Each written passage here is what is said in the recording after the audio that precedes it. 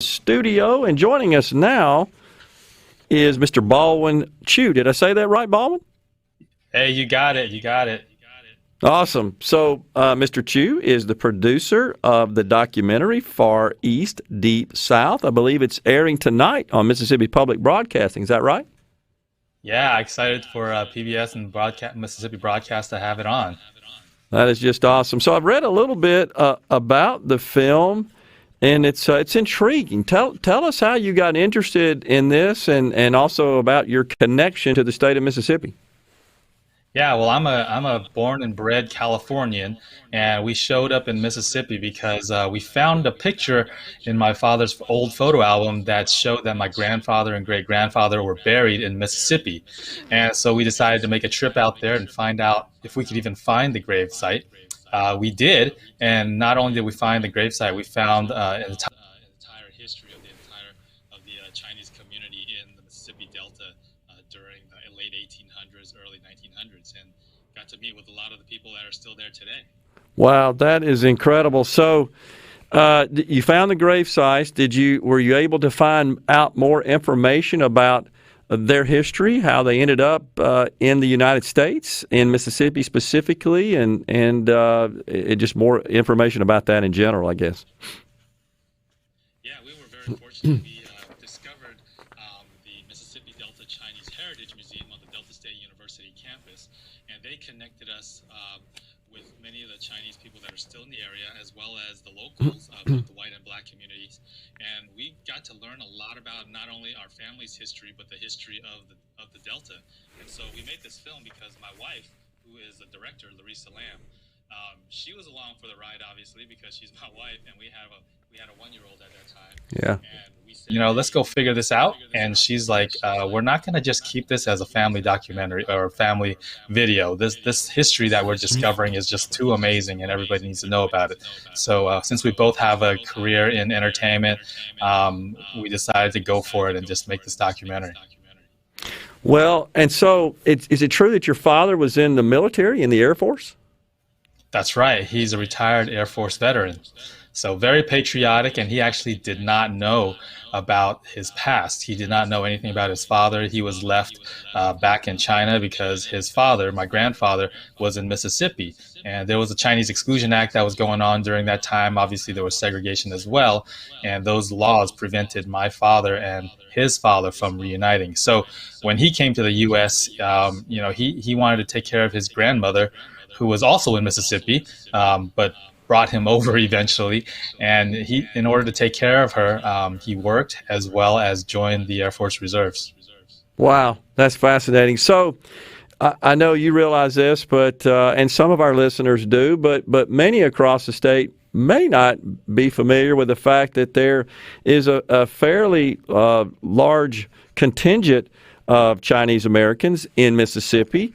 And there's a legacy there, and many of them actually settled in the Delta, which is perhaps the region of the state that is more of a melting pot than any other area of the state. But I personally have many fine Chinese American friends across the state, and even here locally, very close family friends. Sons play baseball together. We celebrate Christmas as families together.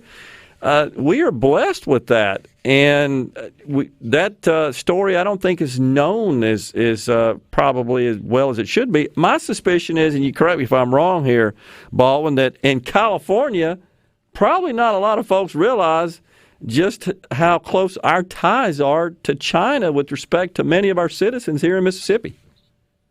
Yeah, I mean, that's exactly right. I would actually prefer to use a salad rather than a melting pot, because everyone has their own individual, separate colors and beauty. Yes. And we're not all like just melted together into one like collage, like one weird color, like in a melting pot, right? We all have our beauties, right? And so it's so awesome. When we went to Mississippi, it was totally a shock to us because we're from California and we expected a lot. Well, I'm sorry to say, we expected a lot worse, and that's unfortunately what media has portrayed. And obviously, there's some dark history in the state of Mississippi. Sure. But when we got there, people, it was funny because people were not surprised to see us. We thought we would get over there and they would be like, "Oh, what are these Chinese people doing here?" but everyone was used to seeing our face. What they were Sure. shocked at was like, what are these Californians doing here? That's exactly right. And thank you for correcting me with the salad metaphor as opposed to melting pot. I like that better, and I agree with you. We're all about individualism here and individual liberty, as you probably know. But Mississippi is indeed blessed with a diverse culture, and of course, Chinese Mississippian Americans make up a good and very valuable portion of that. And I think you're right. It's more of a shock, probably, and more of a bit of hesitation in encountering Californians. They're more foreign than folks from China in the state of Mississippi. Exactly. You could say. But I've spent a lot of time in my working career in California as well. But you're so right that unfortunately our state, and I think to a great extent driven by Hollywood, frankly, has a negative perception of our state, which is wrong, and they love to drive this image that is just not factual and not accurate. Sure, we've got some negative in our past. All states do. But we're not that way anymore. This is really a great place, and there's great people, and we get along pretty dang well.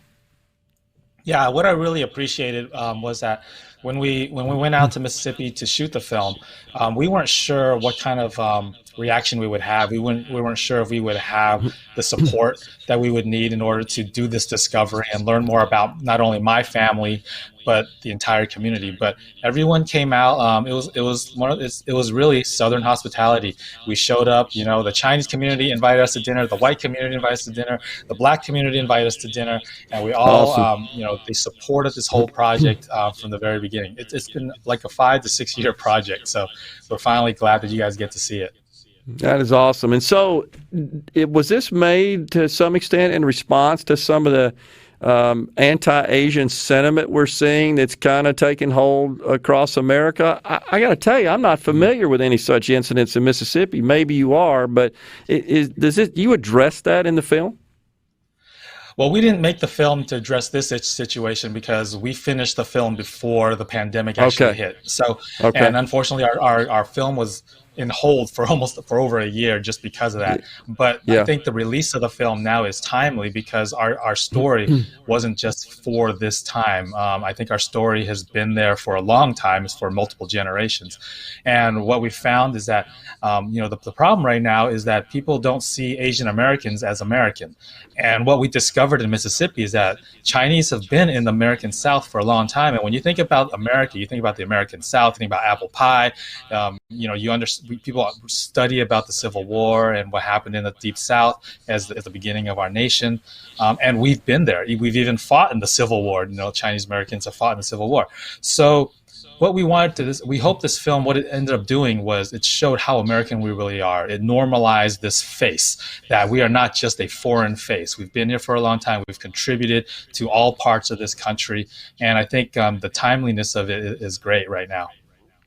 And I know because, like I said, I have so many fine Chinese American friends, they certainly retain part of their culture as well they should. It's in their makeup. It's in their DNA. But they are through and through Americans, and their allegiance is to the United States of America. That's the truth, is it not, Baldwin?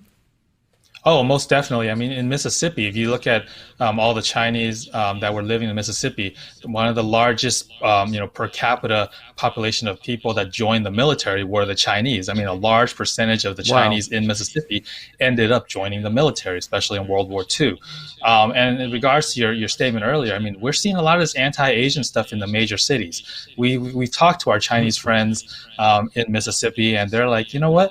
We haven't had the problems that you're seeing in the major cities. And I think the reason for that is because the towns may be smaller, but people are actually having relationships with each other. They're talking to each other. The Chinese community has friends in both the white and the black community.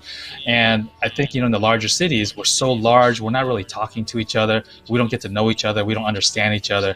And that's unfortunate. I hope our film allows people to really see how normal we are in this American environment. Mr. Chiu, it's been an honor and it's been fascinating, and good luck with the film, and look forward to seeing that. Baldwin Chiu, producer, Far East, Deep South. Have a good day, sir. Thanks for coming on. Thank you. Great to be here. You bet.